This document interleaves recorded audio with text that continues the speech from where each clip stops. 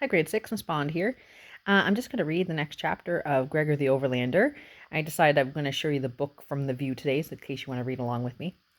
So we're reading chapter 21.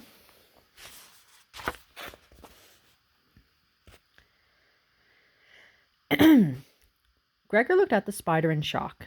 In its final moments, it had rolled onto its back and curled up its legs. Blue liquid seeped out of a wound in its belly, staining the stone floor. "So we're all here," said Gregor softly. "What do you mean?" asked Henry. Gregor pulled the prophecy from his pocket. Sandwich was right. We're all here together.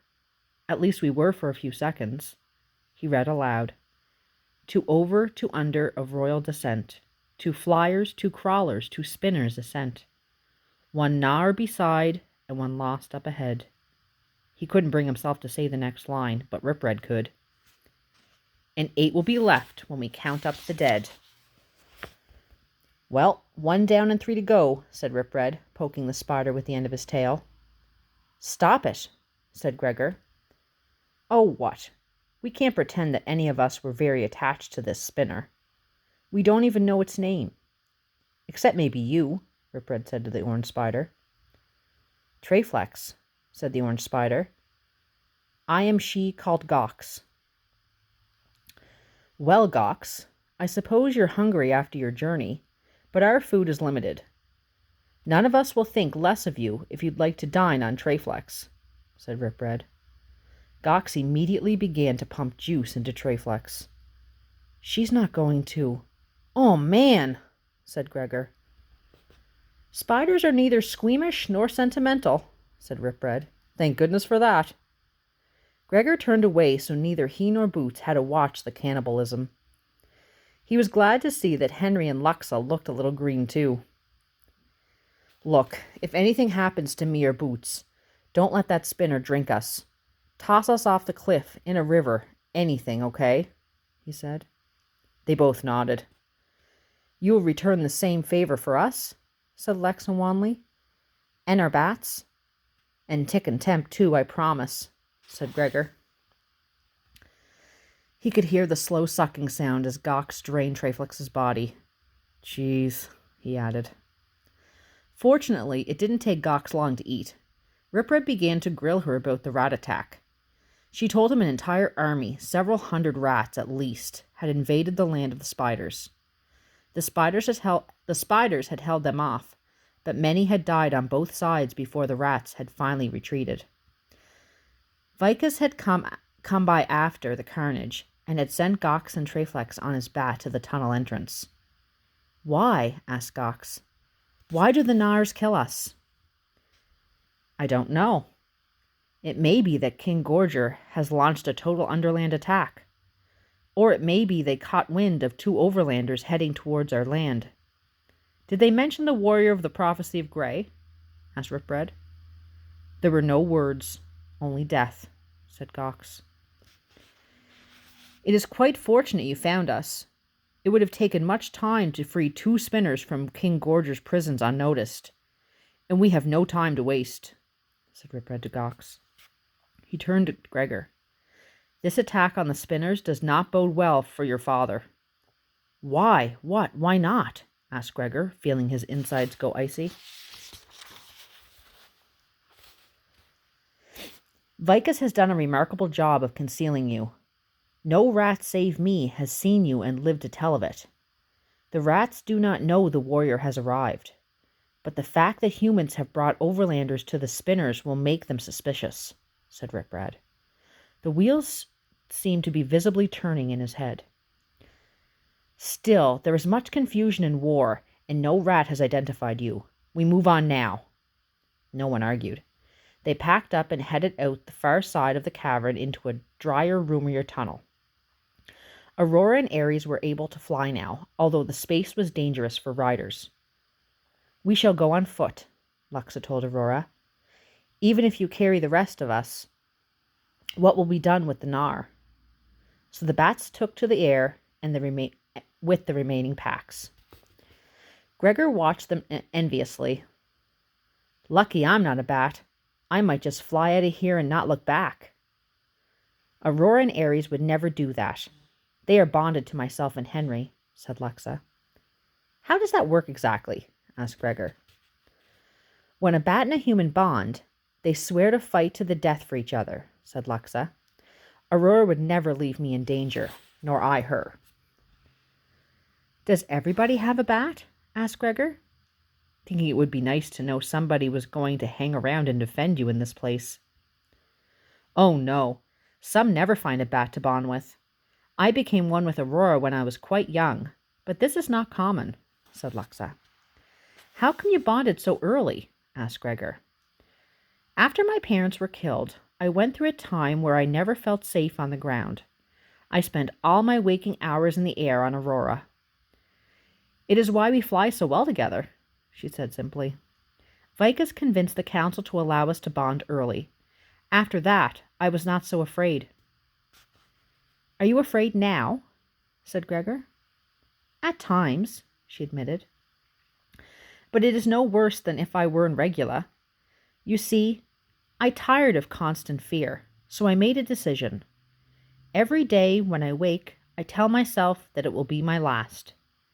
If you are not trying to hold on to time, you are not so afraid of losing it.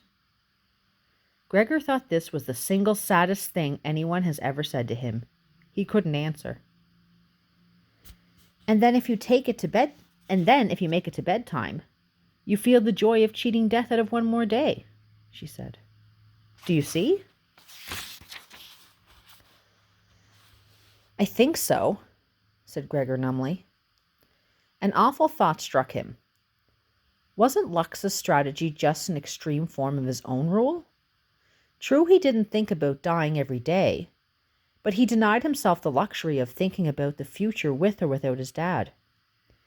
If he hadn't fallen through the grate in the laundry room and discovered his dad was still alive, if his dad had never come home, how long would he have gone on refusing to be happy? His whole life? Maybe, he thought. Maybe my whole life. Gregor hurried on with the conversation. So, how do you actually bond with a bat? He asked Lexa. It's a simple ceremony. Many bats and humans gather. You stand face to face with your bat and say a vow, like so, said Lexa, extending her hand and reciting a poem. Aurora the flyer, I bond to you. Our life and death are one, we two. In dark and flame, in war and strife, I save you as I save my life. And then the bat recites it back, but using your name. Then there's a feast, concluded Lexa. So what happens if one breaks the vow? Like if Aurora flew off and left you in danger? Asked Gregor. Aurora would not, but a few vows have been broken. The punishment is severe. The one at fault is banished to live alone in the Underland, said Lexa, and no one lives long in the Underland alone. Fascinating as your native rituals are, do you think we might proceed in silence? Given that the entire rat nation is on the lookout for us, it might be prudent, said Ripred. Lexa and Gregor shut up. Gregor wished they could talk more. Lexa acted differently when she wasn't with Henry. Friendlier, less arrogant. But Ripred was right about the noise. Fortunately, Boots dozed off. For several hours all they heard were the light taps of their footsteps and the scraping sound of Ripred's teeth on a bone he saved from lunch. Gregor felt consumed with the new worries about his dad. From what Ripred had said, it seemed like the rats might kill him to keep Gregor from reaching him. But why? That wouldn't change the prophecy, would it? He guessed no one really knew. And what about the last stanza? He unrolled the prophecy and read it so many times he memorized it without trying. The last who will die must decide where he stands. The fate of the 8 is contained in his hands. So bid him take care, bid him look where he leaps, as life may be death, and death life again reaps. He couldn't make heads or tails of it. All he could figure out was that whoever died fourth had a pretty big responsibility to the 8 who were still living. But how? What? Where? When? The final stanza of The prophecy of Gray left out all the details that would have made it useful. Ripred kept them moving until everyone was stumbling with fatigue.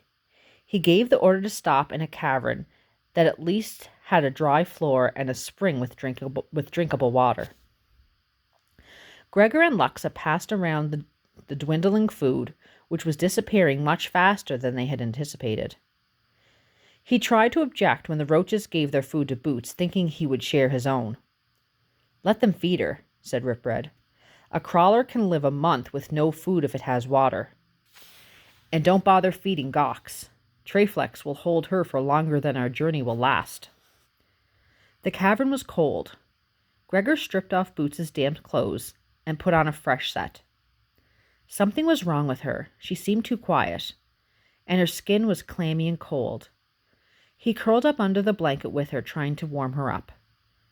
What would he do if she got sick?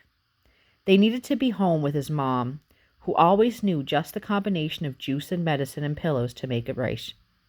He tried to console himself with the idea that his dad could help when they found him. Everyone was so tired from their trek they fell asleep immediately. Something woke Gregor from a heavy sleep. A sound, a movement, he wasn't sure. All he knew was that when he opened his eyes, Henry was standing over Ripred, ready to plunge his sword into the sleeping rat's back.